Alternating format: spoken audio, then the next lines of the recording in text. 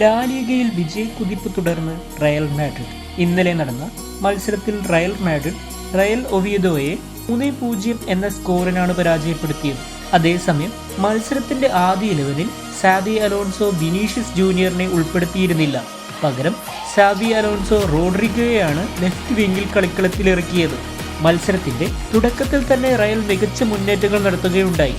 അതിന്റെ ഫലമായി 37-ാം മിനിറ്റിൽ എംബാപ്പെ ഗോൾ നേടി റയലിനെ മുന്നിലെത്തിക്കുകയായിരുന്നു. ആദ്യ പകുതി അവസാനിക്കുമ്പോൾ റയൽ മാഡ്രിഡിന് ഒരു ഗോളിന്റെ വ്യക്തമായ ലീഡുണ്ടായിരുന്നു. അതേസമയം രണ്ടാം പകുതിയിൽ സാവി അലോൺസോ റോഡ്രിഗോയെ പിൻവലിച്ച് വിനീഷ്യസ് ജൂനിയറിനെ കളത്തിലിറക്കുകയുണ്ടായി.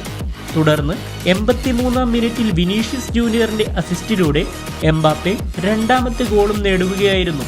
മത്സരം അവസാനിക്കാൻ മിനിറ്റുകൾ ശേഷിക്കെ വിനീഷ്യസ് ജൂനിയർ 3-ാം ഗോൾ കൂടി നേടിയതോടെ റയൽ കളി സീൽ ചെയ്യുകയാണുണ്ടായത്.